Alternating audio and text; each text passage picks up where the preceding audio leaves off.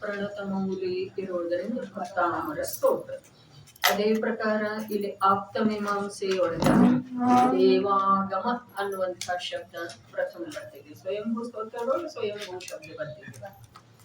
ಇಲ್ಲಿ ದೇವಾಗಮ ಅಂದ್ರೆ ದೇವಗಳ ನಿಮ್ ಹತ್ರ ಬರ್ತಾರೆ ಅಂತ ಹೇಳಿ ನಾನು ನಿಮಗೆ ನಮಸ್ಕಾರ ಮಾಡುದಿಲ್ಲ ಅಂತ ಸಮಂತಭದ್ರಾಚಾರ್ಯ ದೇವ ಭಗವಂತರಿಗೆ ಹೇಳ್ತಾ ಇದ್ದಾರೆ. ದೇವಗಳು ಬರ್ತಾರೆ, ಆಕಾಶದೊಳಗೆ ವಿಹಾರ ಆಗಿದೆ ಇಂದ, ಇದನ್ನೆಲ್ಲ ನೋಡಿ ನಮಸ್ಕಾರ ಮಾಡು, ನನ್ನಂಥ ಪರೀಕ್ಷಾ ಬುದ್ಧಿಯವ ನಿಮ್ಗೆ ನಮಸ್ಕಾರ ಮಾಡೋದಿಲ್ಲ ಅಂತ ಹೇಳ್ತಾರೆ. ಈ ಪ್ರಕಾರ ಹಾಗಾದ್ರೆ ಆಪ್ತ ಮೀಮಾಂಸೆ ಶಬ್ದಕ್ಕೆ ಅಂತಂದ್ರೆ ಕೊನೆ ಶ್ಲೋಕದೊಳಗ ಈ ಪ್ರಕಾರ ಆಪ್ತನ ಪರೀಕ್ಷೆ ಮಾಡಲಾಯಿತು, ಆಪ್ತನ ಮೀಮಾಂಸೆ ಅಂತ ಹೇಳ್ತಾರೆ. 114 ಶ್ಲೋಕದವು, ಅವುಗಳಿಗೆ ಕಾರಿಕಾ ಅಂತಾರೆ. ಏನಂತಾರೆ? ಕಾರಿಕಾ, ಕಾರಿಕೆ ಅಂತೇಳಿ ಕನ್ನಡದೊಳಗೆ ನಾವು ಕಾರಿಕೆ ಶ್ಲೋಕ. 10 ಪರಿಚ್ಛೇದಿದಾವೆ ಈ ಆಪ್ತ ಮೀಮಾಂಸೆ ಒಳಗ. 114 ಶ್ಲೋಕ.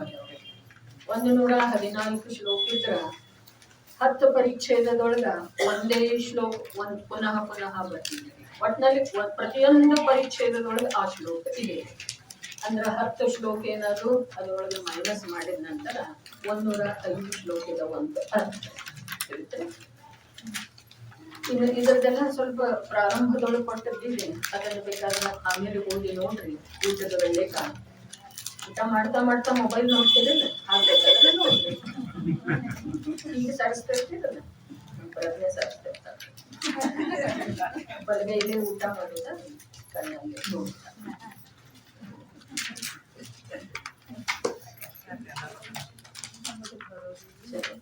ಬರೋದಿಲ್ಲ, ಸರಸಕ್ಕೆ ಬರೋದಿಲ್ಲ, ಓದಕ್ಕೆ ಬರೋದಿಲ್ಲ. ಊಟ ಮಾಡುವುದರೊಳಗೆ ಓದುವುದಿಲ್ಲ. ದೇವಾಗಮನ ಭೂಯಾನ ಚಾಮರಾದಿ ವಿಭೂತಯ. ದೇವಾಗಮನ ಚಾಮರಾದಿ ವಿಭೂತಯ. ಮಾಯಾ ವಿಶ್ವವಿದೃಶ್ಯಂತೆ ನಾತಸ್ತ್ವಮಸಿ ಮೋಹಾನ್. ಮಾಯಾ ವಿಶ್ವವಿದೃಶ್ಯಂತೆ ನಾತಸ್ತ್ವಮಸಿ ಮೋಹಾನ್. ಅಧ್ಯಾತ್ಮಂ ಬಹಿರಪೇಶ ವಿಗ್ರಹಾದಿ ಮಹೋದಯಃ. ದಿವ್ಯ ಸತ್ಯೋ ದಿವಾಕಸ್ವ ಅಸ್ತಿರಾಗಾದಿಮತ್ಸು ತೀರ್ಥಕೃತ್ಸಮಯಾನಾಂ ಚ ಪರಸ್ಪರ ವಿರೋಧತಃ. ಸರ್ವೇಷಾಂ ಆಪ್ತತಾ ನಾಸ್ತಿ ಕಶ್ಚಿದೇವ ಭವೇತ್ ಗುರುಃ.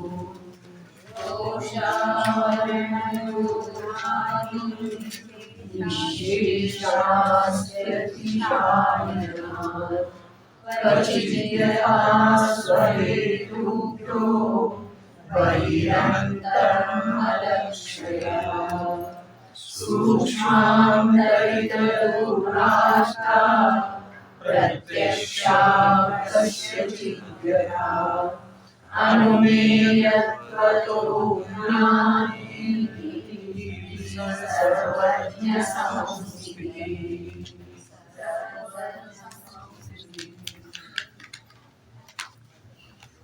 ಇದರ ಮೇಲೆ ಭಟ್ಟಾಕಲಂಕ ದೇವ ಮೊಟ್ಟ ಮೊದಲ ಏನು ಬರೆದರೆ ವ್ಯಾಖ್ಯೆ ಅರ್ಥಾತ್ ಭಾಷ್ಯ ಅರ್ಥಾತ್ ಟೀಕೆ ದೇವಾಗಮ ಸ್ತೋತ್ರದ ಮೇಲೆ ಭಟ್ಟಾಕಲಂಕ ಅಕಲಂಕ ದೇವ ಅಂತ ಹೇಳಿ ಹೇಳ್ತಾರೆ, ಭಟ್ಟಾಕಲಂಕ ಅಂತಲೂ ಹೇಳ್ತಾರೆ. ಅವರು ಮೊಟ್ಟ ಮೊದಲ ಟೀಕೆ ಬರೆದರೆ ಅದು 800 ಶ್ಲೋಕ ಪ್ರಮಾಣ ಇರುವುದರಿಂದ ಅದಕ್ಕೆ ಅಷ್ಟಶತಿ ಅಂತ ಹೇಳಿ ಹೇಳ್ತಾರೆ.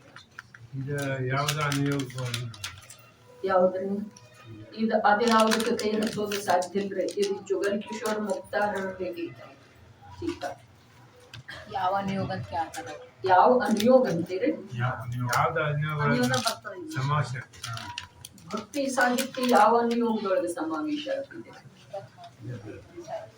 ಸ್ತುತಿ ಇದೆ ಅಲ್ಲ, ಯಾವ ಅನುಯೋಗದೊಳಗೆ ಸಮಾವೇಶ 4 ಅನುಯೋಗಗಳನ್ನ ತನ್ನಲ್ಲೇ ಒಳಗೊಂಡಂತೆ ಇದೆ. ಮುಖ್ಯ ರೂಪದಿಂದ ನ್ಯಾಯಶಾಸ್ತ್ರ ಇದೆ. ಇನ್ನ ಏನು ಹೇಳ್ತು, ಅಕಲಂಕ ದೈವ ಮೊದಲ ಟೀಕೆ ಬರೆದರೆ ಇದರ ಮೇಲೆ ಅದಕ್ಕೆ 800 ಶ್ಲೋಕ ಪ್ರಮಾಣ ಇರುವುದರಿಂದ ಅದಕ್ಕೆ ಅಷ್ಟಶತಿ ಅಂತೇಳಿ ಹೆಸರಿದ್ದಾರೆ. ಅದರ ಮೇಲೆ ವಿದ್ಯಾನಂದಿ ಆಚಾರ್ಯರ, ನಿಮ್ಮವರೆಲ್ಲರ 1000 ವರ್ಷದ ಹಿಂದಿನವರು, ಅವರ ಅದರ ಮೇಲೆ 8000 ಶ್ಲೋಕ ಪ್ರಮಾಣ ವ್ಯಾಖ್ಯಾ ಬರೆದಿದ್ದಾರೆ. ಅದರ ಸಲುವಾಗಿ ಅದರ ಹೆಸರ ಅಷ್ಟಸಹಸ್ರಿ ಇದೆ. ಅಷ್ಟಶತಿ ಅಷ್ಟಸಹಸ್ರಿ.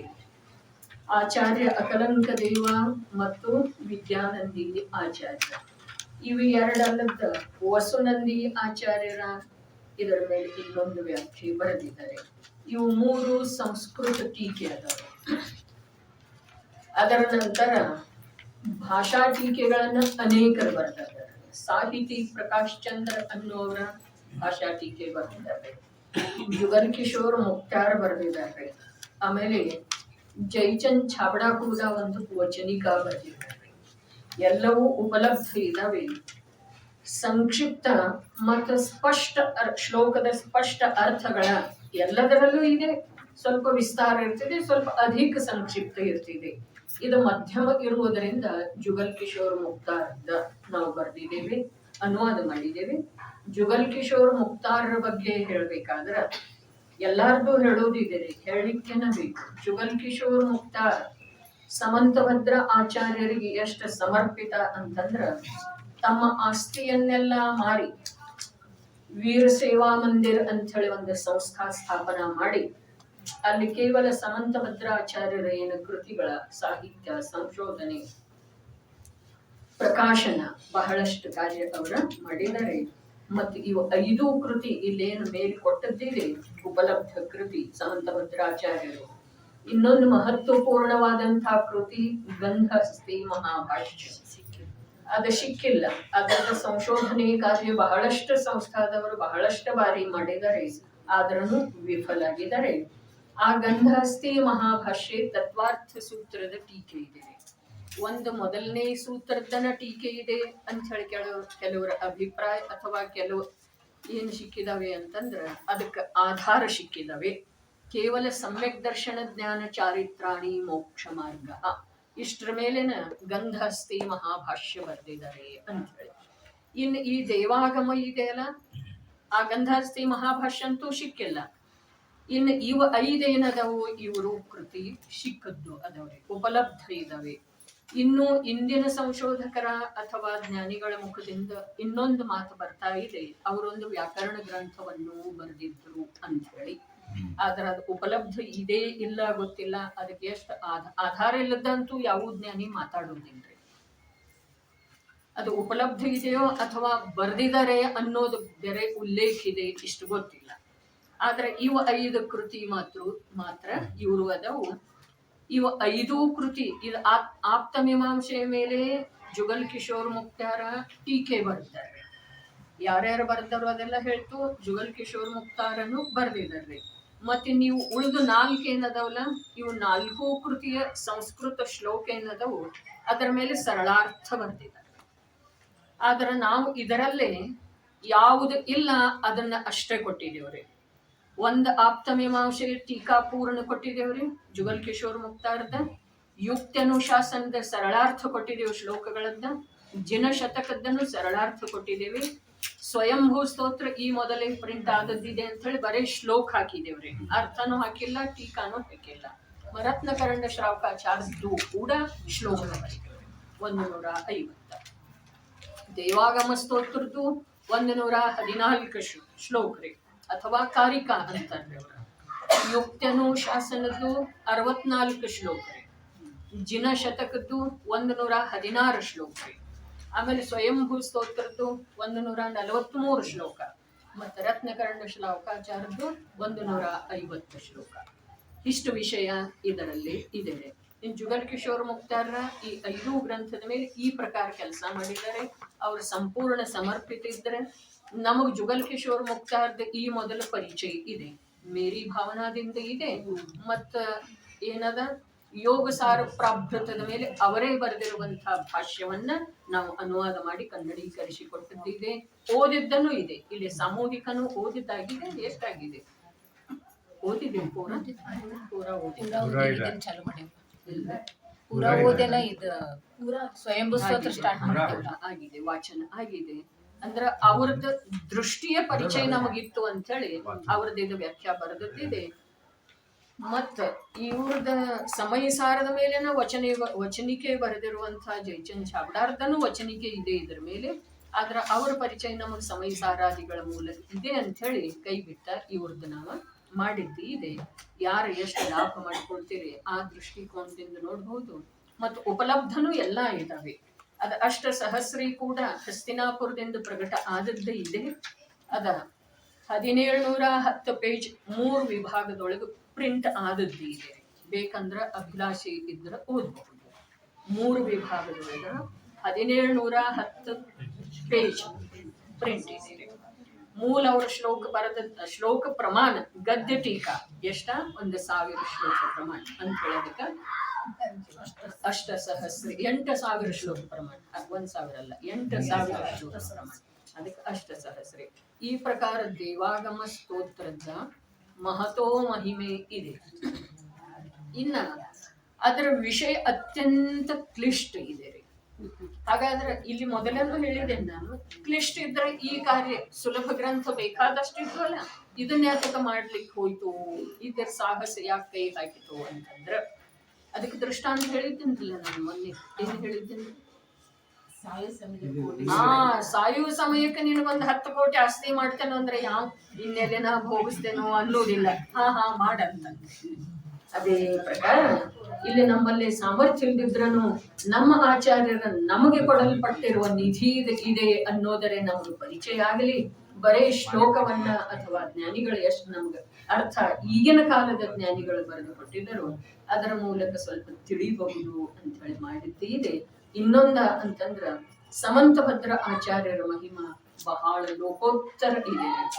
ಇಲ್ಲಿ ಪ್ರಾಕ್ಕಥನದೊಳಗ ಮತ್ತು ಅನುವಾದಕರ ನಿವೇದನೆ ಎರಡರೊಳಗನು ಬರ್ದಿದ್ದೀನಿ ನಾನು.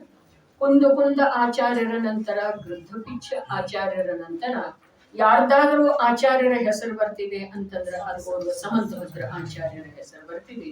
ಸಮಸ್ತ ಮನೀಷಿಗಳ ಹೃದಯ ಮಂಟಪದೊಳಗ ರಾರಾಜಿಸ್ತಾ ಇರುವಂತಹ ಸಮಂತಭದ್ರರ ಇತಿಹಾಸ ಸಂಶೋಧಕರ ಅನುಸಾರ ಕೇವಲ 65 ವರ್ಷ ಜೀವನ. ಕೇವಲ 65. 125 ಹುಟ್ಟಿದ್ರು, 185 ಅವ್ರದ್ದು ಕಾಲ ಆದದ್ದಿದೆ ಅಂತ ಹೇಳಿ ಇತಿಹಾಸ ಸಂಶೋಧಕರ ಮಾತಿದೆ. ಇನ್ನು ದೀರ್ಘಾಯು ಇರುವುದರಿಂದ ಹೆಚ್ಚು ಕೆಲಸ ಆಗ್ತಿದೆ, ಹೀಗೆ ಸಂಬಂಧ ಇಲ್ಲ. ನಿನ್ನೆ ಅದಕ್ಕೊಂದು ದೃಷ್ಟಾಂತ ಹೇಳಿದ್ದಿತ್ತು, ವೈರಾಗ್ಯಕ್ಕೆ ವಿವೇಕ ಬೇಕೇ ವಿನಃ ವಯಸ್ಸಿನ ಮೇಲೆ ವೈರಾಗ್ಯ ಅವಲಂಬಿತ ಇಲ್ಲ ಅಂತ ಹೇಳಿ. ಆ ಪ್ರಕಾರ ಸಮಂತಭದ್ರ ಆಚಾರ್ಯ ದೇವರ ಯಾವ ಆಚಾರ್ಯ ಪರಂಪರೆಯೊಳಗೆ ಬರ್ತಾರೆ ಅಂತಂದ್ರ ಆಚಾರ್ಯ ಪರಂಪರೆ 2 ರೀ ಗೌರಣ್ಣವರು. ಒಂದು ಶ್ರುತಧರ ಆಚಾರ್ಯ ಅಂತಾರು, ಒಂದು ಸಾರಸ್ವತ ಆಚಾರ್ಯ ಅಂತಾರೆ. ಸಾರಸ್ವತ ಕೇಳಿದ್ದೇನೆ ಹೆಸರು ನಾವು? ಕೇಳಿಲ್ಲ. ಮೊದಲನೇದ ಶ್ರುತಧರ ಆಚಾರ್ಯ. ನಮ್ಮ ಭೂತಬಲಿ ಪುಷ್ಪದ ಧರ್ಷೇನಾಚಾರ್ಯ ಇವರೇನಿದ್ರು ಇವರು ಶ್ರುತಧರ ಆಚಾರ್ಯ. ಸಾರಸ್ವತ್ ಅಂದ್ರೆ ಒಂದಲ್ಲ ಒಂದು ಶ್ರುತದ ಅಂಗ ಅಥವಾ ಅಂಗದ ಅಂಶ ರೂಪದ ಪ್ರತ್ಯಕ್ಷ ಜ್ಞಾನ ಯಾರಿಗಿದೆಯೋ ಅವರನ್ನು ಶ್ರುತಧರ ಅಂತಾರೆ. ಕುಂದ ದೇವು ಕೂಡ ನೋಡ್ರಿ, ಅವರಿಗೆ ದೃಷ್ಟಿವಾದ ಅಂಗದ ಜ್ಞಾನ ಇತ್ತು. ಯಾರಿಗೆ? ಧರ್ಸೇನಾಚಾರ್ಯರಿಗೆ. ಅದನ್ನ ಅವರ ಭೂತಬಲಿ ಪುಷ್ಪದಂತರಿಗೆ ಬೋಧ ಮಾಡಿದ್ರು. ನಮ್ಮ ಕುಂದ ಆಚಾರ್ಯರಿಗೆ ಅಧ್ಯಾತ್ಮದ ಜ್ಞಾನ ಇತ್ತು, ಅದ ನೇರವಾಗಿ ಅಂಗ ಜ್ಞಾನಕ್ಕೆ ಸಂಬಂಧಿಸಿದ್ದಿತ್ರಿ ಅಂತ ಹೇಳಿ ಕುಂದರು ಕೂಡ ಶ್ರುತಧರ ಪರಂಪರೆಯೊಳಗೆ ಬರ್ತಾರೆ. ಈ ಸಮಂತಭದ್ರಾಚಾರ್ಯ ದೇವ ಸಾರಸ್ವತ ಪರಂಪರೆಯೊಳಗೆ ಮೊಟ್ಟ ಮೊದಲಿದೆ. ಸಾರಸ್ವತ ಪರಂಪರೆ ಅಂತಂದ್ರ ಜಿನವಾಣಿಯ ಆರಾಧನೆಯ ಮೂಲಕ ಶ್ರುತದ ರಹಸ್ಯವನ್ನ ಕಂಡುಕೊಂಡವರು. ಜಿನವಾಣಿಯ ಆರಾಧನೆ, ಸಾರಸ್ವತ ಅಂದ್ರೆ ಸರಸ್ವತಿಯ ಆರಾಧಕರು. ಯಾವ ರೀತಿ ಆರಾಧಕರು ಅಂತಂದ್ರ ಇವರು ಸ್ವಯಂ ಹೇಳ್ಕೊಂಡಿದ್ದಾರೆ. ಸಮಂತಭದ್ರಾಚಾರ್ಯ ದೇವ್ ಇಲ್ಲಿ ಕೃತಿಗಳನ್ನೆಲ್ಲ ಕೊಟ್ಟದ್ದಿದೆ, ತಾವು ಕ್ರಮದಿಂದ ಓದುವುದಿದೆ, ತಮಗ ಬರೋದಿದೆ. ಏನ ಅವರ ಅಭಿಪ್ರಾಯ ಏನಿತ್ತು ಅಂತೇಳಿ ಅವ್ರು ಸ್ವಂತ ಹೇಳಿದ್ದಾರೆ. ನಾನು ಶರೀರ ಸಹಿತ ಇದ್ದುಕೊಂಡು ನಿಮ್ಮ ಸ್ತುತಿ ಮಾಡ್ತಾ ಇದ್ದೀನಿ. ಇದರಿಂದ ಸಿದ್ಧ ಆಗ್ತಿದೆ ಅವರ ಸಾರಸ್ವತ ಆಚಾರ್ಯ ಅಂತ. ಶರೀರ ಸಹಿತ ಇದ್ದುಕೊಂಡು ನಿಮ್ಮ ಸ್ತುತಿ ಮಾಡ್ತಾ ಇದ್ದೇನೆ. ಹಾಗಾದ್ರೆ ಸ್ತುತಿ ಮಾಡುವಂತ ಹೇಗಿರ್ತಾನೆ? ಶರೀರ ಸಹಿತ ಇರುವ ವೇಳೆದೊಳಗೆ ಕೂಡ ಶರೀರ ರಹಿತತೆಯ ಅನುಭವ ಮಾಡ್ತಾನೆ. ಜಿನವಾಣಿಯಲ್ಲಿ ಯಾವ ಪ್ರಕಾರ ಆತ್ಮನ ಸ್ವರೂಪವನ್ನ ದೇಹಾತೀತ, ದೇಹದಿಂದ ಅಸ್ಪೃಷ್ಟ ಹೇಳಿದಾರೋ ಆ ಪ್ರಕಾರದ ಅನುಭೂತಿಯನ್ನು ಕೈ ಬಿಟ್ಟು ಇವರ ಕೃತಿ ಬರ್ದಿಲ್ರಿ ಅಂಥೇಳಿ ಇನ್ನೊಂದು ಶ್ಲೋಕದೊಳಗೆ ಹೇಳಿದರೆ, ನಾನು ಬೇಕಾದಷ್ಟು ನಿಮ್ಮ ಸ್ತುತಿ ಮಾಡಿದ್ರೂ ನನ್ನ ಲಕ್ಷ್ಯವನ್ನ ನಾನು ಮರ್ತಿಲ್ಲ ಅಂತ ಹೇಳಿ ಸ್ಪಷ್ಟವಾಗಿ ಹೇಳ್ಕೊಂಡಿದಾರ್ರಿ ಆಚಾರ್ಯರ. ನಿಮ್ಮ ಸ್ತುತಿ ಬೇಕಾದಷ್ಟು ಮಾಡಿದ್ದೇನೆ, ಆದ್ರೆ ಅದರಿಂದ ಏನ್ ನಾನು ಬಂಧ ಮಾಡ್ಕೊಂಡಿಲ್ಲ. ಈಗ ಈ ಮೊದಲು ನಾವು ಕಲಶಾಮೃತದ ಮೂಲಕ ಏನು ನೋಡಿದೆವು? ಅಂತರ್ಜಲ್ಪ, ಬಹಿರ್ಜಲ್ಪ, ಸ್ಮರಣೆ, ಅಭಿಲಾಷೆ ಇವೆಲ್ಲ ಏನದವು? ಇವೆಲ್ಲ ಬಂಧದ ಕಾರಣ ಅದಾವ, ಆತ್ಮನ ಗುಣಗಳ ಘಾತ ಮಾಡುವಂಥವದು. ಆದ್ರೆ ಇವರು ಘಂಟಾಘೋಷವಾಗಿ ಹೇಳಿದರೆ, ನಾನು ನಿಮ್ಮ ಸ್ತುತಿ ಮಾಡೋದು ನನಗೆ ಭಲೆ ವ್ಯಸನಿದೆ. ಕೊನೆಗೆ ಬರ್ತಿದೆ ಅದ ಶ್ಲೋಕ ಯಾವ್ದ್ರೊಳಗ? ಜಿನಶತಕದೊಳಗ ಬರ್ತಿದೆ ಕೊನೆಗೆ. ಮುಂದಿನ 2 ಕಂತು ಅರ್ಥ ಕೊಟ್ಟಿಲ್ಲ ಇದ್ರೊಳಗ. ಇದನ್ನ ನೋಡ್ರಿ, ಮನೋಮತಿ ಹಾಗೆ 1 ದಿವಸದೊಳಗೆ ಓದಿರಿ, ಪದ್ಮಪುರಾಣ ಹಾಗೆ 3 ದಿವಸದೊಳಗೆ ಓದಿರಿ.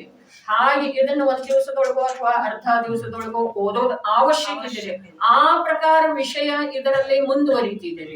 ಒಂದು ದೇವಾಗಮ ಸ್ತೋತ್ರದನ್ನ ವ್ಯಾಖ್ಯಾ ಸ್ವಲ್ಪ ಕ್ಲಿಷ್ಟ ಇದೆ, ತಿಳಿದಿದ್ರೂ ಕೂಡ ಓದೋದಿದೆ.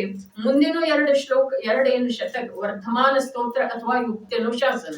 ವರ್ಧಮಾನ ಜನರ ಸ್ತುತಿ ಇದೆ ರೀ ಅದರಲ್ಲಿ. ಯುಕ್ತ್ಯನುಶಾಸನದೊಳಗ 64 ಕಾರಿಕ ಅದಾವ್ರಿ ಅದರೊಳಗ. ಮುಂದಿನ ಜಿನ ಶತಕ ಅಂತ ಹೇಳಿ ಏನ್ ಹೇಳಿದರು, ಅದರಲ್ಲಿ 116 ಶ್ಲೋಕ ಅದಾವ. ಆ 116 ಶ್ಲೋಕದೊಳಗ 16 ಅಥವಾ 15ನೇ ಶ್ಲೋಕದೊಳಗ ಅಲ್ಲಿ ಕಥನ ಬರ್ತಿದೆ, ಪ್ರಭು ನಿನ್ನ ಸ್ತುತಿ ಮಾಡುವ ದೊಡ್ಡ ವ್ಯಸನಿಯತೆ ನಾನು ಅಂತ. ಹಾಗೆ ಇದ್ರನು ವ್ಯಸನಿಗೆ ಯಾವ ಪ್ರಕಾರ? ವ್ಯಸನದ ವಿಷಯ ಪ್ರಾಪ್ತ ಆಗ್ಲಿಲ್ಲ ಅಂತಂದ್ರೆ ಸಮಾಧಾನ ಇರುವುದಿಲ್ಲ. ಹಾಗೆ ನಿಮ್ಮ ಸ್ತುತಿ ಮಾಡತ್ತ ನನಗೆ ಸಮಾಧಾನ ಇಲ್ಲ, ಆದ್ರೂ ಕೂಡ ನಾನು ಆ ಸ್ತುತಿಯಿಂದ ನನ್ನ ಮಾರ್ಗದಿಂದ ಚ್ಯುತರಾಗಿ ಎಷ್ಟು ತಮ್ಮ ಪ್ರಾಮಾಣಿಕತೆಯನ್ನ ಯಾರ ಎದುರು ದರ್ಶಿಸಿದರೆ?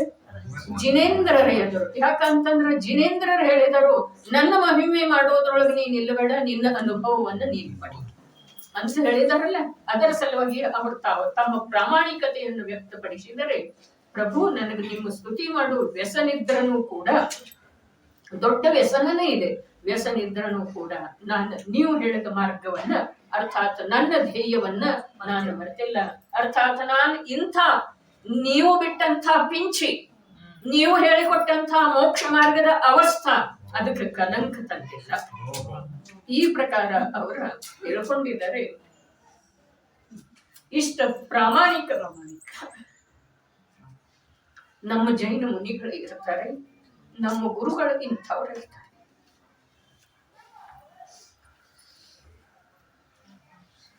ಜನರ ಮಾರ್ಗವನ್ನು ಕಲಂಕಿತಗೊಳಿಸುವಂತಹ ಕಾರ್ಯ ಅವರು ಮಾಡೋದಿಲ್ಲ. ದಿಗಂಬರ ವೇಷವನ್ನ ಧಾರಣ ಮಾಡಿ ಬಂಧದ ಕಾರ್ಯಗಳನ್ನ ಅವರು ಮಾಡುವುದಿಲ್ಲ. ಇಷ್ಟು ನನ್ನ ಅಭಿಪ್ರಾಯ.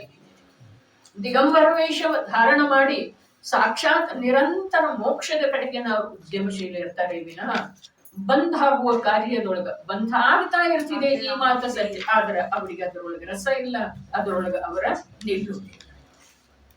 ಈ ಪ್ರಕಾರ ಸಮಂತಭದ್ರ ಆಚಾರ್ಯರ ಮಹಿಮಾ ಇದೆ.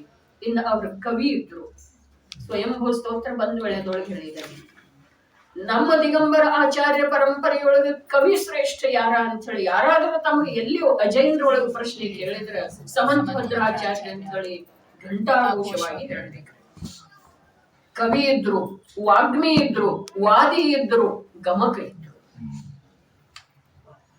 ಅನೇಕ ಆಚಾರ್ಯರ ಅವರು ಗುಣಗಾನ ಮಾಡ್ತಾ ಮಾಡ್ತಾ ವೀರಶಾಸನವನ್ನ ಸಹಸ್ರ ಗುಣಿತ ಮಾಡಿ ಹೇಳುವಂಥವ್ರ ಅಂತ ಹೇಳಿ ಅವರ ಬಗ್ಗೆ ಹೇಳಿದ್ದಾರೆ. ವೀರಶಾಸನವನ್ನ ಸಹಸ್ರ ಗುಣಿತ ವೃದ್ಧಿ ಮಾಡಿ, ಈಗ ಸೂಕ್ಷ್ಮ ಭಗವದ್ ಧರ್ಮ ಇಟ್ಟಿದಿರಲ್ಲ, ಆ ಸೂಕ್ಷ್ಮ ಒಂದು ವಸ್ತುವನ್ನ ಸಹಸ್ರ ಪಟ್ಟು ದೊಡ್ಡದು ಮಾಡಿ ತೋರಿಸಿದ ನಂತರ ಕಾಣಿಸ್ತಿದೆ ಏನಿಲ್ರಿ ಎಲ್ಲರಿಗೂ, ಅತ್ಯಂತ ಸೂಕ್ಷ್ಮ ಇದೆ, ಆದ್ರೆ ಅದನ್ನ 1000 ಪಟ್ಟು ದೊಡ್ಡದು ಮಾಡಿ ತೋರಿಸಿದ್ರೆ. ಇಲ್ಲಿ ಸುಮತ್ ಪ್ರಕಾಶ್ ಬಂದಿರ ಅವರ ಜಗಕಾಯಕ ಜೀವಗಳನ್ನ 2500 ಪಟ್ಟು ದೊಡ್ಡದು ಮಾಡಿದ ವಿಜ್ಞಾನದ ಒಂದ ಏನ್ ತಂದಿದ್ರು, ಶಿಡಿ ತಂದಿಲ್ಲ, ತೋರಿಸಿದಾರ್ರಿ ಎಲ್ಲರಿಗೂ, ಬಹಳ ಮಂದಿ ನೋಡಿದವರಿದ್ದೀರಿ. ಆ ಪ್ರಕಾರ ಸಮಂತಭದ್ರಾಚಾರ್ಯರ ಈ ವೀರಜನ ಶಾಸನವನ್ನ ಸಹಸ್ರ ಗುಣಿತ ದೊಡ್ಡದು ಮಾಡಿ ತೋರಿಸುವಂತ ಆಚಾರ್ಯರಾಗಿದ್ದರು ಅಂತ ಕಲೆ ಇದೆ. ಅವರನ್ನ ಯಾವ ಪ್ರಕಾರ ಕುಂದ ದೇವರಿಗೆ ಕಲಿಕಾಲ ಸರ್ವಜ್ಞ ಅಂದಿದಾರಲ್ಲ ವಿಜಯಣ್ಣ, ಆ ಪ್ರಕಾರ ಇವರಿಗೆ ಕಲಿಕಾಲ ಗಣಧರ ಅಂದಿದ್ದಾರೆ. ಏನಂದಿದ್ದಾರೆ? ಕಲಿಕಾಲ ಗಣಧರ ಅಂತ ಹೇಳಿ ಪದವಿ ಆ ನಮ್ಮ ಸಮಂತಭದ್ರಾಚಾರ್ಯ ದೇವರಿಗೆ. ಸಮಂತಭದ್ರ ಆಚಾರ್ಯ ದೇವರ ಪರಿಚಯ ಅಂತೂ ಈ ಸ್ವಯಂಭೂ ಸ್ತೋತ್ರ ಅಥವಾ ದೇವಾಗಮದ ಮೂಲಕ ನಮ್ಗೆ ಇಲ್ಲದೆ ಇದ್ರನು ಇದುವರೆಗೆ ರತ್ನಕರಂಡದ ಮೂಲಕ ಇದೆ ಅಲ್ಲ, ಯಾರ್ಯಾರಿಗಿದೆ? ಶ್ರಾವಕರಿಗೇನು ಇದೆ, ಮುನಿಗಳಿಗೇನು ಇದೆ. ಸ್ವಯಂ ಮುನಿ ಇದ್ರು ಅಂತೇಳಿ ಮುನಿ ಸ್ವರೂಪದ ಈಗ ಕೊನೆ ಶ್ಲೋಕ ಏನ್ ಹೇಳಿದ್ರಿ? 9 ಶ್ಲೋಕ ಹೇಳಿದ್ರಲ್ಲ, ವಿಷಯಾಶ ವಶಾತೀತೋ ಹೇಳಿದ್ರಲ್ಲ, ಅದರ ಮೂಲಕ ಅವರು ಮುನಿಗಳಿಗೆ ಚಿರಪರಿಚಿತದ ಸಮಂತಭದ್ರಾಚಾರ್ಯ. ಮುನಿಗಳು ಹೇಗಿರ್ಬೇಕು ಅನ್ನೋದು ಹೇಳಿದಾರಲ್ಲೇ, ಯಾವುದ್ರೊಳಗೆ ಹೇಳಿದಾರೆ? ಶ್ರಾವಕಾಚಾರದೊಳಗೆ ಹೇಳಿದಾರೆ. ಮುನಿಗಳು ಹೇಗಿರ್ಬೇಕು ಅನ್ನೋದು ಶ್ರಾವಕಾಚಾರದೊಳಗೆ ಹೇಳುವ ಅಗತ್ಯ ಏನಿತ್ತು ಅಂತ ಹೇಳಿ ಅವರಿಗೆ ವಾಗ್ಮಿ ಅಂದಿದ್ದಾರೆ. ಯಾಕೆ ಅಂತಂದ್ರೆ ಶ್ರಾವಕಾಚಾರವನ್ನ ಶ್ರಾವಕ ಆಗೋ ಸಲುವಾಗಿ ಹೇಳಿಲ್ಲ, ಮುನಿ ಆಗೋ ಸಲುವಾಗಿ ಹೇಳಿ. ಶ್ರಾವಕಾಚಾರ ಶ್ರಾವಕ ಆಗೋ ಸಲುವಾಗಿ ಹೇಳಿಲ್ರಿ, ಮುನಿ ಆಗೋ ಸಲುವಾಗಿ ಹೇಳಿದ್ರು ಅಂತ ಹೇಳಿ. ವಿಷಯಾಶಾ ವಶಾತೀತು ಅಂತ ಹೇಳಿ ಶ್ರಾವಕರಿಗೂ ಹೇಳಿದ್ರು, ಮುನಿಗಳಿಗೂ ಅಚ್ಚುಮೆಚ್ಚಿನವರಾದ್ರು. ಇನ್ನು ಗೃಹಸ್ಥನಿಗೆ ಏನ್ ಹೇಳಿದ್ರು? ಗೃಹಸ್ಥೋ ಮೋಕ್ಷ ಮಾರ್ಗಸ್ಥೋ ನಿರ್ಮೋಹೋ ಮೋಹಿನೋ ಮುನಿ ಹೇಳಿದ್ರು. ಗೃಹಸ್ಥಾವಸ್ಥೆಯಲ್ಲಿ ಇದ್ರೂ ಕೂಡ ನಿರ್ಮೋಹಿ ಇದ್ದ ಅಂತಂದ್ರ ಮೋಕ್ಷ ಮಾರ್ಗಿ ಅದನ್ನ. ಅಂದ್ರ ಅಲ್ಲಿ ನಿರ್ಮೋಹಿ ಆಗುವಂತ ಒಂದು ಸೂಚನೆಯನ್ನ, ಒಂದು ಪ್ರೇರಣೆ, ಒಂದು ಸಾವಧಾನತೆಯನ್ನ ಅಲ್ಲಿ ಆಚಾರ್ಯ ದೇವ ಶ್ರಾವಕರಿಗೆ ಕೊಟ್ಟಿದ್ದಾರೆ. ಅಂದ್ಮೇಲೆ ನಾವು ಅವ್ರನ್ನ ಮರಿಲಿಕ್ಕೆ ಸಾಧ್ಯ ಇದೆ ಅಂದ್ರೆ? ನಾವು ಪಂಚಮಗುಣ ಸ್ಥಾನಾವರ್ತಿ ಶ್ರಾವಕ ಭಲೆ ಇಲ್ಲ, ಆದ್ರೆ ಶ್ರಾವಕಾಚಾರವನ್ನ ಕೇಳುವಂತಹ ಶ್ರಾವಕ ಇದ್ದೇವ ಅಥವಾ ಇಲ್ರಿ? ಜೈನಾಚಾರದೊಳಗೆ ಶ್ರದ್ಧೆ ಇರುವ ಶ್ರಾವಕರು ಇದ್ದೇವ ಅಥವಾ ಇಲ್ರಿ? ಹಾಗಾದ್ರೆ ನಮಗೇನ್ ಹೇಳಿದಾರೆ? ನೀ ಗೃಹಸ್ಥಿದ್ರನು ಮೋಕ್ಷ ಮಾರ್ಗಸ್ಥ ಆಗಬಹುದು ನೋಡು. ಯಾಗ ಮೋಹವನ್ನ ಬರೀಬೇಡ. ನಿನ್ನ ಮೈ ಮೇಲೆ ಬಟ್ಟೆ ಇದ್ರೆ ಇರ್ಲಿ, ಬರೇ ಮೋಹವನ್ನ.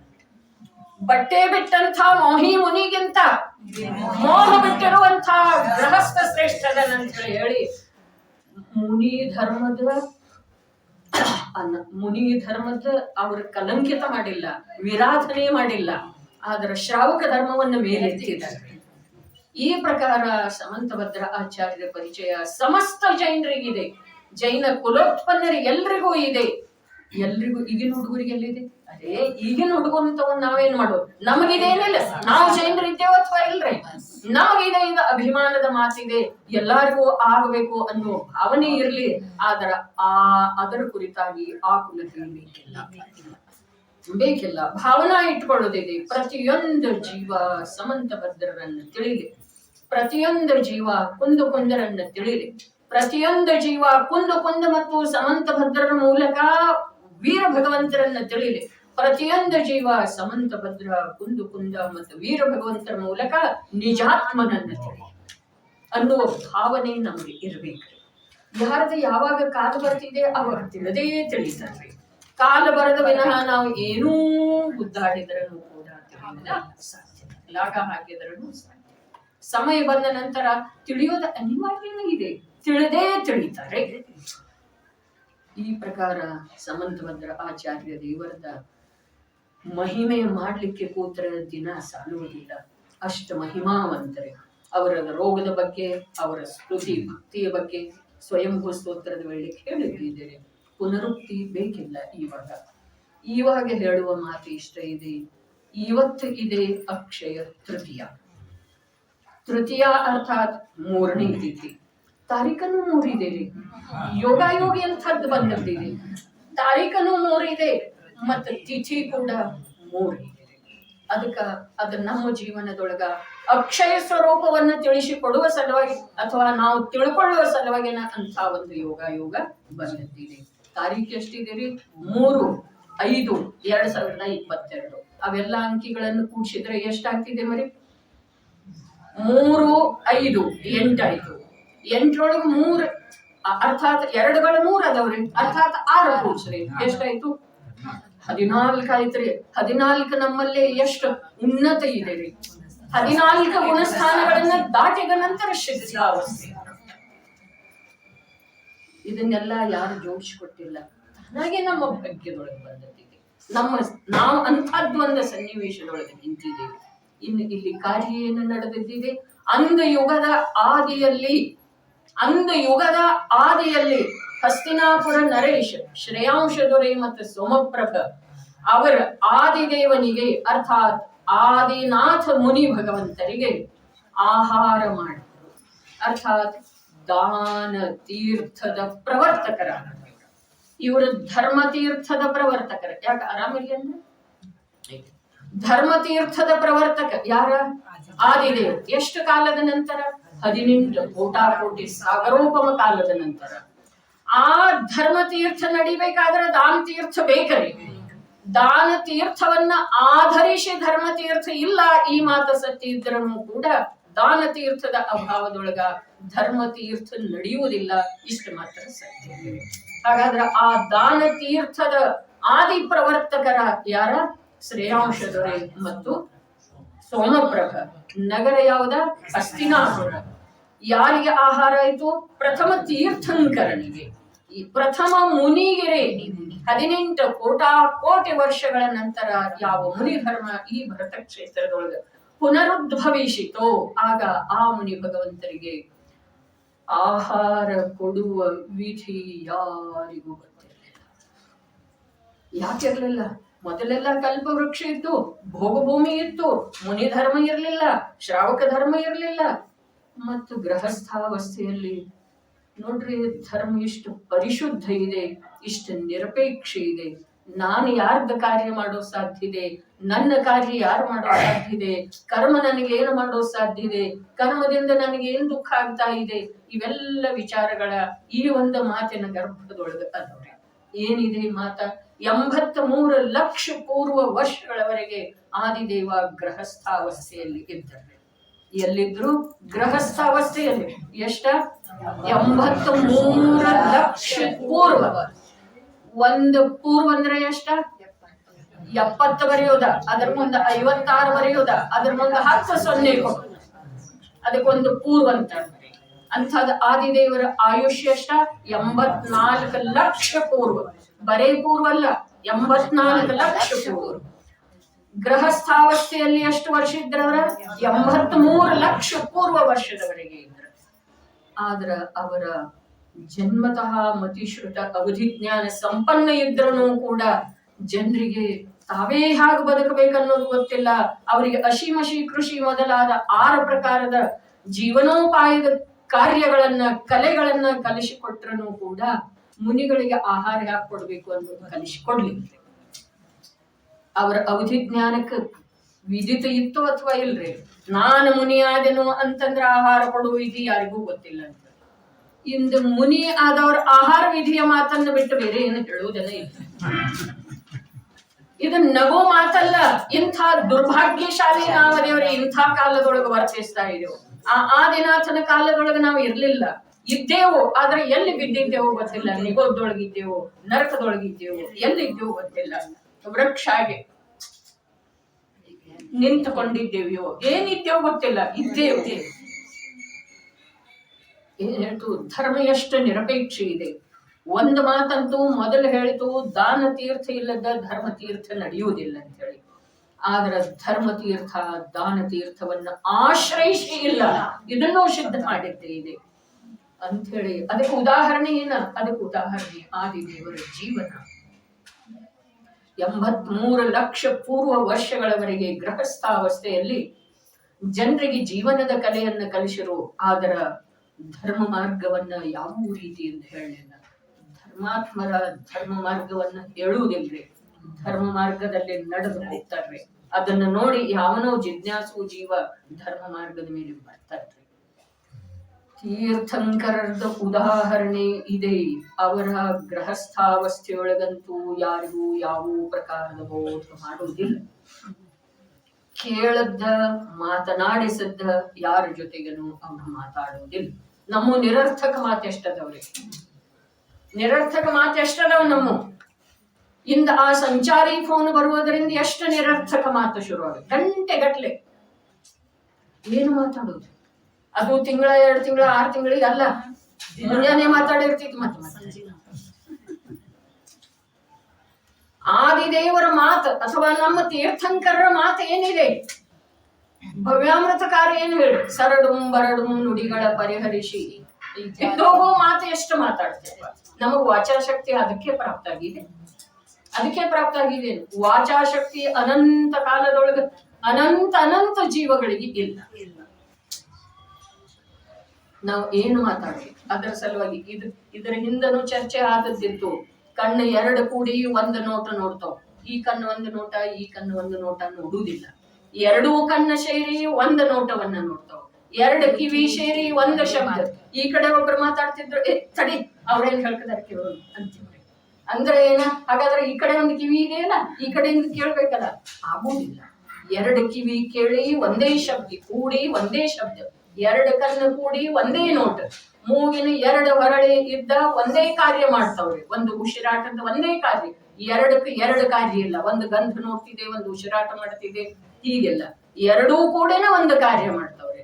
ಆದ್ರೆ ಇದು ನಾಲಿಗೆ ಇದೆ, ಇದು ಇಷ್ಟ ಚಪಲ್ ಇದೆ, ಅದು ಒಂದೇ ಇದೆ, ಎರಡು ಕೆಲಸ ಇದಾವ್ರಿ. ಅದಕ್ಕ ಒಂದು ರುಚಿ ನೋಡೋದಿದೆ, ಒಂದು ಮಾತನಾಡೋದಿದೆ.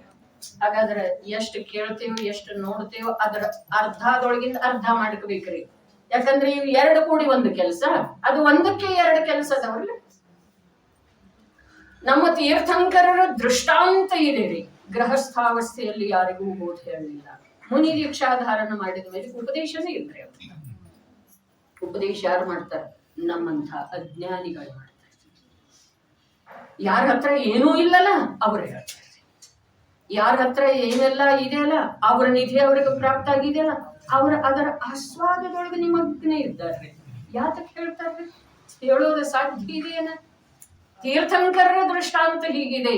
ಮತ್ತ ಕ್ಷತ್ರ ಚೂಡಾಮಣಿಯೊಳಗ ವಾದೀಭ ಸಿಂಹ ಸೂರ್ಯ ವಪುಷಾ ನಿರೂಪಯಂತಿ. ಮುನಿಗಳ ಉಪದೇಶ ಆಗಿ ಹೇಳ್ತಾರೋ ಶರೀರದಿಂದ ಹೇಳ್ತಾರೆ.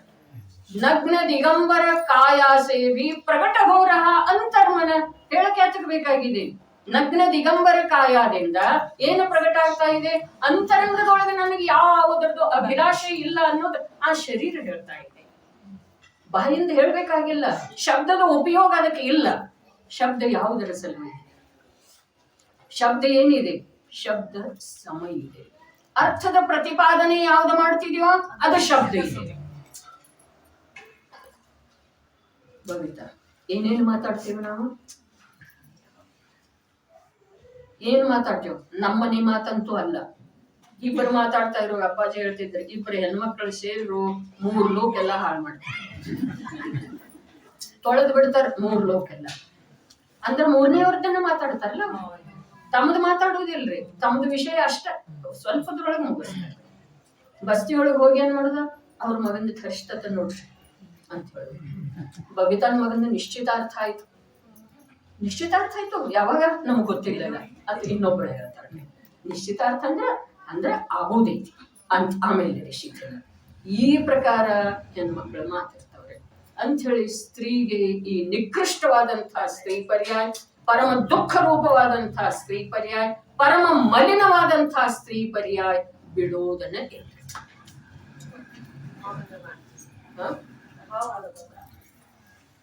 ಬಹಳ ಅದ್ಭುತ ಇದೆ ರೀ ಸ್ತ್ರೀ ಪರ್ಯಾಯದ ಮಾತ. ಮಾಯಾಚಾರದ ಮುಕ್ತಿ ಅಂತ ಹೇಳಿ ಹೇಳಿದ್ದಾರೆ. ಈಗ ಬಂದಿತ್ತಲ್ಲ ಅಪ್ಪಾಜಿದ, ಏನ್ ಬಂದಿತ್ತು? ಅದೇನ್ ಏನಿನ ಯಾವ್ದ್ರ ಬಗ್ಗೆ ಅಂತ ಹೇಳಿ ಹೇಳಿದ್ರೆ ನಾನು ಹೇಳಿದ್ರೆ ನೀವು ಹೇಳ. ಮುನಿರಾಜರ ಅಂತರಂಗದ ನಿರ್ಮಲತೆಯ ಅಳತೆಯ ಆಗೋದ ಸಾಧ್ಯನೇ ಇಲ್ಲ ಅಂತ ಹೇಳಿ ಲೋಕದೊಳಗೆ ಮುಕ್ತಿ ಇದೆಯಲ್ಲ. ಋಷಿ ಮೂಲ, ಸ್ತ್ರೀ ಮೂಲ, ನದಿ ಮೂಲ ಹುಡುಕ್ಲಿಕ್ಕೆ ಹೊಂಟಾವ ಮೂರ್ಖ ಅಂತ ಹೇಳ್ತಾರೆ. ಸ್ತ್ರೀ ಮೂಲ ಅಂದ್ರ ಮಾಯಾಚಾರ, ಪ್ರಕಟ ಏನೂ ಆಗೋದಿಲ್ಲ. ಇನ್ನು ಮುನಿಗಳ ಪವಿತ್ರತೆ ಇವ್ರಿಗೆ ಯಾಕೆ ತಿಳಿದ್ರು? ಇವ್ರ ಅಪವಿತ್ರ ಅಪವಿತ್ರ ಅಪವಿತ್ರ ಮಲಿನನ ಅದರಲ್ಲ. ಇವ್ರದೆಲ್ಲ ಕೃತ್ರಿಮ ಹೃದಯ ಇದೆ. ಸಂಸಾರಿಗಳದ್ದು, ಮಿಥ್ಯಾ ದೃಷ್ಟಿಗಳದ್ದು, ಸಾಮಾನ್ಯ ಜನರದ್ದು. ಅವರದ ಹೃದಯ ಈ ಹೃದಯದಿಂದ ಈ ವಿಚಾರದಿಂದ ವಿರುದ್ಧ ಇದೆ ಅಂಥೇಳಿ ಋಷಿ ಮೂಲ, ನದಿ ಮೂಲ, ಸ್ತ್ರೀ ಮೂಲ ಕಂಡು ಹಿಡಿಲಿಕ್ಕೆ ಯಾವ ಹೋಗ್ಬೇಕಂತನೂ ಮಹಾಮೂರ್ಖದನ್ನ ಅಂತ ಹೇಳ್ತೇವೆ ಅಪ್ಪಾಜಿ. ನದಿದ ಮೂಲ ನೋಡಕ್ ಹೋಗ್ಬಾರ್ದು. ಹೋಗ್ಬಾರ್ದು ಅಂದ್ರೆ ನಾವು ಮೂರ್ಖನಿರ್ಲಿ ನೋಡಕ್ ಹೋಗಂದ್ರೆ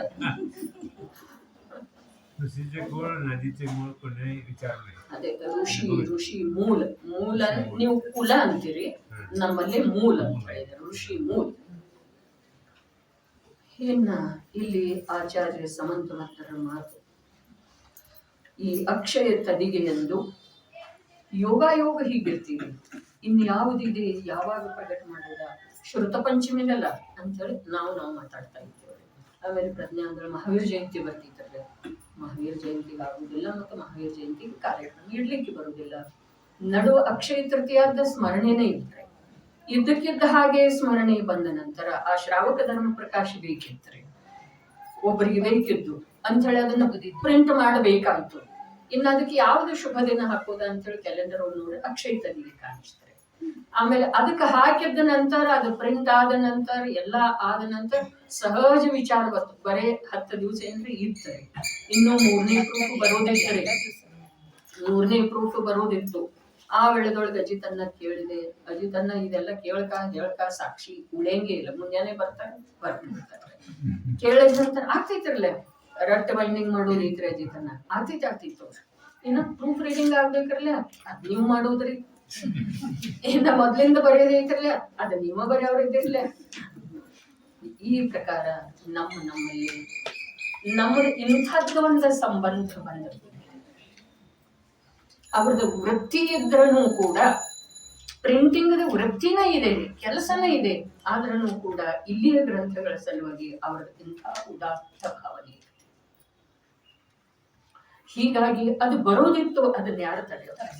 3ನೇ ತಿಥಿ 3ನೇ ತಾರೀಖು ಅಲ್ಲಿ 14 ಆದೂರಿ 3/5/2022 14. ಅರೆ ನಮಗ್ ಸತತ ಸ್ಮರಣೆ ಮಾಡ್ಕೊಳ್ಳೋದಿದೆ.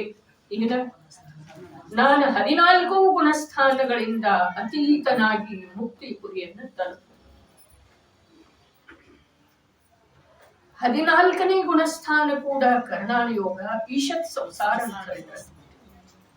ಅದಕ್ಕೆ ಇವೆಲ್ಲ ಗುಣಸ್ಥಾನ ಪರಿಪಾಠ, ಸಂಸಾರದಿಂದ ಪರಿಮುಕ್ತ ನನಗ ಆಗೋದಿದೆ. ಅದರ ಸಲುವಾಗಿ ನಾನು ಮನುಷ್ಯ ಜನ್ಮ ಅಂಥ ಒಂದು ಸುಂದರ ಸಂಖ್ಯೆ ಕೂಡಿತರೆ. ಮತ್ತು 3 ಇದೆ, 5 ಇದೆ, 3 ಇದೆ ಅದ ರತ್ನತ್ರಯದ ಸೂಚಕ ಇದೆ, 5 ಇದೆ ಅದು ಪಂಚಮ ಭಾವ ಪಂಚಮ ಗತಿಯ ಸೂಚಕ ಇದೆ. 4 ಭಾವ ಕ್ಷಣಿಕದವ್ರೆ, ಪರಸಾಪೇಕ್ಷ ಅದವ್ರೆ. 4 ಭಾವ ಔದೈಕ ಭಾವ, ಔಪಶಮಿಕ ಭಾವ, ಕ್ಷಯೋಕ್ಷಮಿಕ ಭಾವ, ಶಾಯಿಕ ಭಾವ. 4 ಕ್ಷಣಿಕದವು, ಸಾಪೇಕ್ಷದವು. ನಿರಪೇಕ್ಷ ಭಾವ ಒಂದೇ ಇದೆ, ಅದು ಪರಮ ಪಾರಿಣಾಮಿಕ ಭಾವ ಪಂಚಮ ಭಾವ. ಮತ್ತು ಅದರ ಆಶ್ರಯದಿಂದ ಈ ಚತುರ್ಗತಿ ಪರಿಭ್ರಮಣ ಬಿಟ್ಟು ಹೋಗಿ ಪಂಚಮ ಗತಿಯ ಪ್ರಾಪ್ತಿ ಸುಲಭವಾಗಿ ಆಗ್ತದೆ. ಅದಕ್ಕೆ ಮೋಕ್ಷಾರ್ಥಿ ಇರೋದು ಅವಶ್ಯಕ ಇದೆ. ಬಾಹ್ಯದ್ದು ತನ್ನಷ್ಟಕ್ಕೆ ತಾನೇ ಕೂಡ್ತವೆ, ನಮಗ ನಿರಂತರ ಆ ಪ್ರಕಾರದ ಸೂಚನೆ ನೀಡುತ್ತವೆ. ಎಚ್ಚೆತ್ತುಕೊಳ್ಳೋದು ನಾವೇ ಇದೆ. ಇನ್ನು ಆ ಅಕ್ಷಯ ತದಿಗೆ ಅರ್ಥಾತ್ ಅಕ್ಷಯ ತೃತೀಯ ಅಂದ ಯುಗದ ಆದಿಯಲ್ಲಿ ಸೋಮಪ್ರಭಾ ಶ್ರೇಯಾಂಶ ದೊರೆ ಆಗದೆ ಹೋಗಿದ್ರೆ ಇಂದು ನಾವು ಇದನ್ನೆಲ್ಲ ಕಾಣ್ತಿದ್ದೇವೆ. ಅಂದ ಆದಿದೇವ ಆ ತಮ್ಮ ಮುನಿವ್ರತದೊಳಗ 13 ತಿಂಗಳ ಸ್ಥಿರ ಇಲ್ಲದೆ ಹೋದ್ರೆ ಇಂದು ನಾವು ಈ ದಿವಸ ಕಾಣ್ತಿದ್ದೇವೆ. ಆದಿದೇವ್ ಬರೇ ಆದಿದೇವ್ ಅಲ್ಲ, ಎಲ್ಲ ಕಾರ್ಯಕ್ಕೆ ಆದಿ ಪ್ರಥಮ ಅವರೇ ಇರ್ತಾರೆ. 1 ಕೋಟಿ ಸಾಗರ ವರ್ಷಗಳ ಕಳೆದರೂ ಕೂಡ ಆದಿದೇವನ ಮಹಿಮೆ ಮುಂದೆ 23 ತೀರ್ಥಂಕರ ಆದರೂ ಕೂಡ ಅವರ ಮಹಿಮೆಯನ್ನು ಯಾರೂ ಅಳಸಾಕಲಿಲ್ಲ.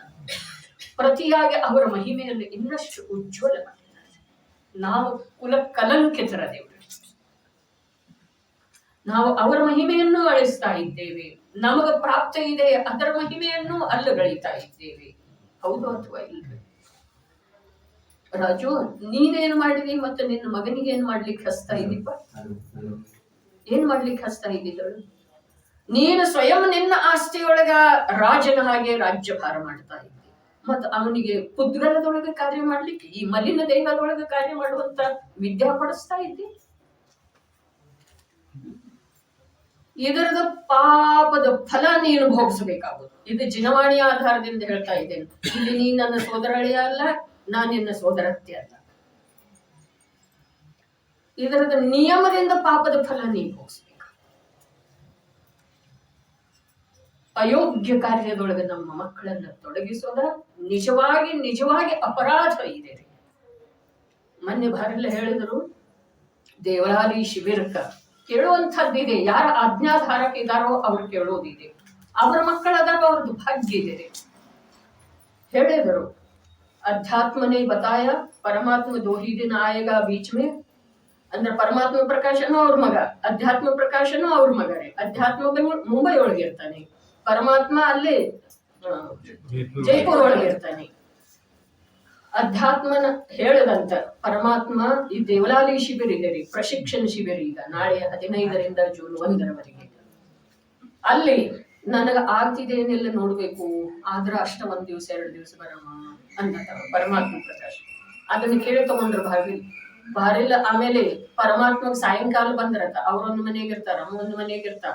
ಸಾಯಂಕಾಲ ಬಂದಂತ ಪರಮಾತ್ಮ ಏಮೈ ಕ್ಯಾ ಸುಲ್ರ ಅಂದ ಮೇಲೆ ಅವೇನು ಉತ್ತರ ಕೊಡ್ಲಿಲ್ಲ. ತಿಳಿತರಿ ಬಾರೆಲ್ನ ಮಗ ಅಂದ್ರೆ ಬಾರೆಲ್ನ ವಚನ ತಿಳಿದೇ ಇರ್ತಿದೆ ಅಂದ್ರೆ ತಿಳಿತು. ಆಗ ಅವ ಸುಮ್ಮನೆ ಇದ್ದ ನಂತರ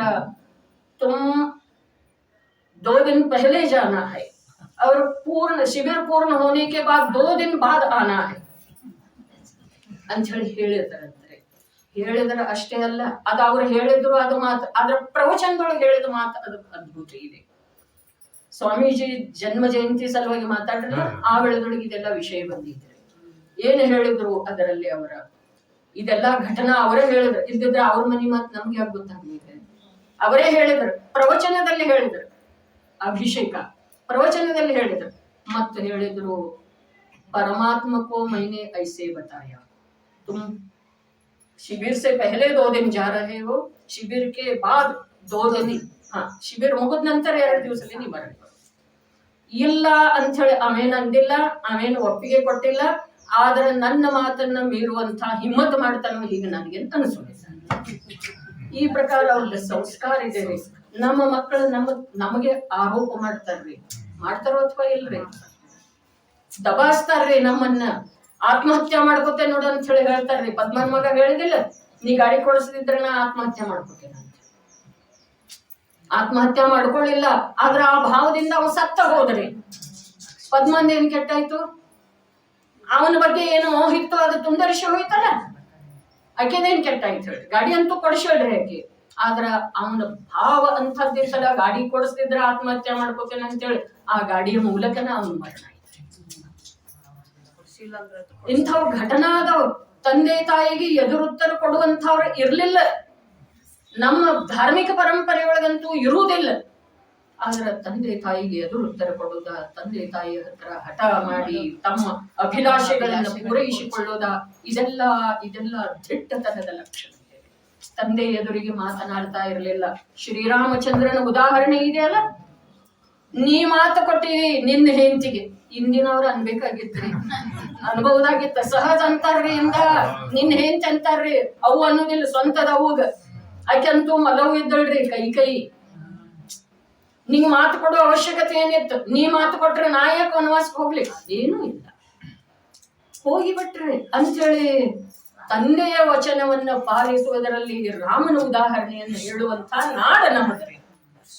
ಅದೆಲ್ಲ ಇತಿಹಾಸ ಓದಿದೆವು, ಅದನ್ನೆಲ್ಲ ಮುಚ್ಚಿಟ್ಟೆವು, ಪಾಸ್ ಆದೆವು, ಮುಗಿತ್ರಿ. ಮತ್ತ ತಂದೆ ತಾಯಿಗೆ ಆರೋಪ ಹಾಕೋದು ಏನೆಲ್ಲ ನಡೆದ. ನಮ್ಮ ಕಲ್ಯಾಣ ಹೇಗಾಗೋದು?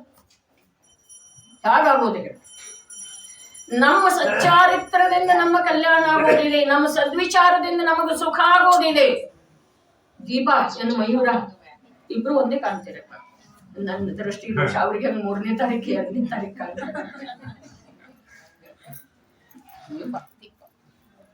ಏನ್ ಹೇಳ್ತಾ ಇದ್ದೀನಿ ನಾನು?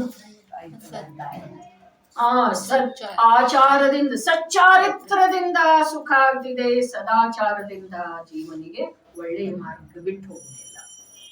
ಸಚ್ಚಾರಿತ್ರ ಬೇಕು.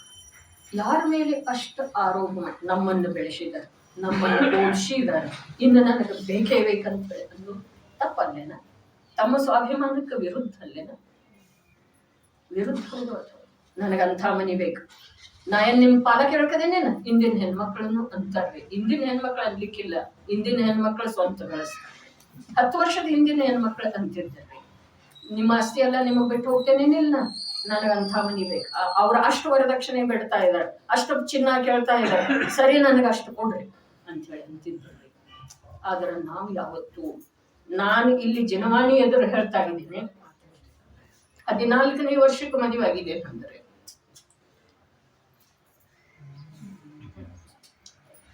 ನೋಡಕ್ ಬಂದವ್ರು ಅವ್ರ ಅಷ್ಟೇ ರೀ. ಕರವೀರ ಸ್ಟೇಟ್ ಒಳಗೆ 1ನೇ ನಂಬರ್ ಮನೆತನದ. ಅಪ್ಪಾಜಿ ಕೇಳು, ನಿನಗೇನು ಅನಿಸ್ತಿದೆ? ಯಾವ ತಾಯಿ ತಂದೆ ತಮ್ಮ ಮಕ್ಕಳನ್ನು ಕೆಳಗೆ ಮಾಡುತ್ತಾರೆ ಅಂತೇಳಿ ನಾನು ಆ ವೇಳೆದೊಳಗೆ ಅಪ್ಪಾಜಿ, ಯಾವ ತಂದೆ ತಾಯಿ ತಮ್ಮ ಮಕ್ಕಳಿಗೆ ಅನಿಷ್ಟ ಮಾಡ್ತಾರೆ, ಕೇಳು ಮಾಡ್ತಾರೆ. ಮೈನಾ ಸುಂದರಿ ಏನು ಹೇಳಿದ್ರಿ? ಅವಾಗೇನಿದೆ ಮೈನಾ ಸುಂದರಿ ಕಥೆ ಓದಿರ್ಲಿಲ್ರಿ ನಾನು. ಯಾವ ತಂದೆ ತಾಯಿ ತಮ್ಮ ಮಕ್ಕಳಿಗೆ ಕೇಳು ಮಾಡ್ತಾರೆ? 8ನೇ ಪಾಸ್ ಇದ್ದಿಲ್ರಿ ಅಷ್ಟೇನ, 8ನೇ ಪಾಸ್ ಅಷ್ಟ. ಅದರ ನಂತರ 9ನೇ ಕೂಡ್ಲಿಲ್ಲ, ಹೋಗಿಲ್ಲ, ಕಲ್ತಿಲ್ಲ.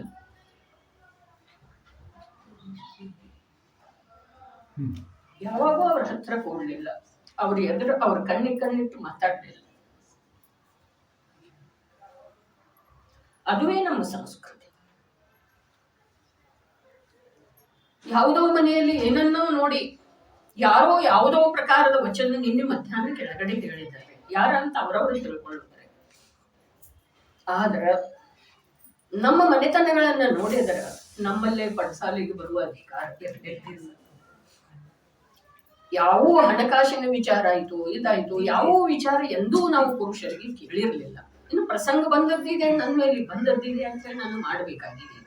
ಆದ್ರೂ ಎಷ್ಟು ಬಂತು ಅಂತ ಹೇಳಿ ನಾನು ಕೇಳುವುದಿಲ್ಲ. ಅವರ ಹೇಗಿಲ್ ಬಂದಿತ್ರಿ ಅತ್ಯ, ಇಷ್ಟು ಬಂದಿತ್ರಿ, ಇಷ್ಟು ಜಮಾ ಆಗಿತ್ರಿ, ಅವನ ಪಾಲ ಇಷ್ಟು ಹೋಗ್ತಿತ್ರಿ, ಕೊಡೋಣ ಏನ್ರಿ, ಇದೆಲ್ಲ ಕೇಳ್ತಾರೆ. ಅದೇ ಅವನ ಪಾಲ ಅವನಿಗೆ ಮೊದಲು ಕೊಡ್ರಿ ಅಂತ ಹೇಳಿ. ಎಷ್ಟು ಬಂದೈತಿ ಕೇಳ್ರಿ, ಇಷ್ಟ ಬಂತೇನೆ ಯಾವಾಗ ಅಂದಿದ್ದೇನೆ, ಬಹಳ ಬಂತಿಲ್ಲ, ಇದನ್ನೆಲ್ಲ ಏನ್ ಮಾಡೋದ ಅಂತ ಹೇಳಿ ಈಗ 2 ವರ್ಷ ಐತೆ ಅಂತ ನನಗಷ್ಟೇನು ಅವಶ್ಯಕತೆ ಇದೆ. ಹೋದ ವರ್ಷ ಯಾರ್ಯಾರು ಬೋರ್ ಹಾಕಿರಂತ ಅವರು ಇವರು ಹಾಕಿರು ರಾಜುಗಳದ ಅತ್ತ ನಿಮ್ಮಲ್ಲೇನು ಇನ್ನು ಬೋರ್ ಹೊಡೆದ ಅಧಿಕ ಉತ್ಪಾದನೆ ಮಾಡಿ ಏನ್ ಮಾಡೋದೈತಿ? ನಾನಿರುತ್ತಕ ಅದ್ಯಾವುದು ಬೇಕಿಲ್ಲ. ಈಗ ನನಗ್ ಬದುಕೋಷ್ಟು ಬರ್ತಾಗಿದೆ. ನೀರಿನ ನೈಸರ್ಗಿಕ ಸಂಪನ್ಮೂಲವನ್ನೆಲ್ಲ ಹಾಳು ಮಾಡಿ ಒಂದಿಷ್ಟು ದುಡ್ಡು ಮಾಡಿದ್ರೆ ಆ ದುಡ್ಡು ನಮ್ಗೆ ಹೋಗ್ಸಕ್ಕಿದೆ. ವಿಚಾರ ಪ್ರತಿಯೊಬ್ಬರು ಮಾಡೋದಿದೆ ರೀ. ನೈಸರ್ಗಿಕ ಸಂಪನ್ಮೂಲ ಎಷ್ಟು ಎಳೆದು ಹಾಕೋದು ಮತ್ತೆ ಹಿಂಸ ಎಷ್ಟ್ರಿ. ಆ ಭೂಮಿ ಕೊರೆಯುವಳೆದೊಳಗ ಬೋರ್ ಹಾಕುವಳೆದೊಳಗ ಪೃಥ್ವಿ ಕಾಯೋದಕ್ಕೆ ಹಿಂಸ ಎಷ್ಟು. ಅಲ್ಲಿಂದ ಬಂದಂತ ಜಲರಾಶಿಯನ್ನೆಲ್ಲ ಏನು ಬಳಸ್ತೇವೆ, ಉಪಯೋಗ ಮಾಡ್ತೇವೆ, ಅಲ್ಲಿ ಹಿಂಸ ಎಷ್ಟು. ಅದೆಲ್ಲ ನನ್ನ ತಲೆಗೆ ಅವ್ರು ಯಾರು ಹೊಡೆದಿರ್ತಾರ ಅವ್ರ ತಲೆಗೆ. ಅಪ್ಪಾಜಿ ಹೇಳಿದ್ರು, ಟ್ರೈನ್ ಅಲ್ಲಿ ಪ್ರವಾಸ ಮಾಡ್ತಾ ಇದ್ರ ಅವು ಎಷ್ಟು ಪ್ರವಾಸಿಗರದರು ಅವರೆಲ್ಲರಿಗೂ ಪಾಪ ಹಾಗಾಗಿ ಹೋಗುವುದಿಲ್ಲ. ಅದ ಅಲ್ಲೇನ ಗಾಳಿಯನ್ನ ಛೇದಿಸ್ತಾ ವೇಗದಿಂದ ಚಲಿಸ್ತಿದೆಯಲ್ಲ ವಾಹನ, ಆ ವಾಹನದಿಂದ ಆ ವಾಯು ಕಾಯಕದಾದಿ ಎಷ್ಟು ಹಿಂಸೆ ಆಗ್ತಿದೆ, ಅದು ಪ್ರತಿಯೊಂದು ಹಿಂಸೆ ಪೂರ್ಣ ರೂಪದಿಂದ ನನಗೆ ಅಂಥೇಳಿ ಮುನಿರಾಜರ ವಾಹನದೊಳಗ ಹೋಗುವುದಿಲ್ಲ, ಲಘು ಬಗೆಯಿಂದ ನಡೆಯುವುದಿಲ್ಲ, ಶೀಘ್ರಗತಿಯಿಂದ ನಡೆಯುವುದಿಲ್ಲ. ಏನ್ರಿ ಜೈನಾಚಾರ್ಯರ ಕಥನ, ಜಿನಮುನಿಯ ಕಥನ ಮಾಡಿದ್ದಾರೆ. ಬೀಳುವ ಹಾಗೆ ಪಿಂಡದ ಸಲುವಾಗಿ ಧಾವಿಸ್ತಾನೆ ಅಂತ ಹೇಳಿ ಜಿನಮುನಿನ ಹೇಳಿದ್ದ ಮಾತಿದೆ. ಬೀಳುವ ಹಾಗೆ ಶೀಘ್ರಗತಿಯಿಂದ ಅಂದ್ರೆ ಅದೆಲ್ಲ ಕಲಂಕಿದೆ ಅನ್ನೋದನ್ನು ತೋರಿಸಿಕೊಟ್ಟಿದ್ದಾರೆ. ಧರ್ಮ ಸೂಕ್ಷ್ಮ ಇದೆ. ಯಾರಿಗೆ ಧರ್ಮ ಮಾಡೋದಿದೆ ಅಥವಾ ಶಾಶ್ವತ ಸುಖ ಪ್ರಾಪ್ತ ಮಾಡಿಕೊಳ್ಳುವುದಿದೆ ಅವ್ರ ಮಾತಿದೆ. ಈಗ ನೀವು ಧರ್ಮ ಈ ಕಾಲದೊಳಗೆ ಆಗ್ತೈತಿ ಅನ್ನೋರ ಸಲುವಾಗಿ ಅದು ಮಾತು ಬಂದಿದ್ದೇನೆ. ಪಂಚಮ ಕಾಲದೊಳಗೆ ಮೋಕ್ಷ ಆಗುವುದಿಲ್ಲ ಅನ್ನುವ ಮಾತು ಯಾರ್ದಿದ್ದೀರಿ? ನಪುಂಸಕರ ಶಬ್ದ ಅವ್ರದ್ದಾರೆ, ನಂದಲ್ಲ. ನಪುಂಸಕರದ ಅಂತ ಹೇಳಿ ಈಗ ಬಂದಿರ್ತಾರೆ. 2 ಗಂಟೆ ಮೊದಲ 2 ಗಂಟೆ ಮಾಡಿ 2 ಗಂಟೆ ಎಲ್ಲಾಯ್ತು, 1 ಶಬ್ದ. ಹಾಗಾದ್ರೆ ನಮ್ಗೆ ಆ ಸೂಕ್ಷ್ಮ ಧರ್ಮ ಕೇಳಲಿಕ್ಕೆ ಓದ್ಲಿಕ್ಕೆ ಸಿಕ್ಕಿದೆ ಅಂದ ಮೇಲೆ ಮತ್ತ ನಾವರೇ ನಿಜವಾಗಿ ಆ ಯಾವ ಪಾಪದೊಳಗೆ ನಮ್ಗೆ ಸಂಬಂಧನೇ ಇಲ್ಲಲ್ಲ. ನಮಗೇನ್ ಆಕೆಗ ಏನ್ ತಂದು ಕೊಡ್ತಾವ ಅದು ಮಾಡೋದೈತಿ ಹಾಕೋದೈತಿ. ಮತ್ತೆ ನಿಜವಾಗಿ ಸ್ತ್ರೀಯರ ಕರ್ತವ್ಯ ಅಷ್ಟೇ ಇದೆ ಅನ್ನೋದಕ್ಕಿಂತ ಇವ್ರ ತಲೆ ಮೇಲೆ ಪಾಪದ ಭಾರ ಬಹಳ ಇದೆಯಲ್ಲ ಹಳೇದ, ಅದನ್ನೆಲ್ಲ ತೆಗೆಯುವ ಸಲುವಾಗಿ ಇವನಿಗೆ ಇಷ್ಟ ವ್ಯವಸ್ಥೆ ಇಟ್ಟಿದ್ದಾರೆ.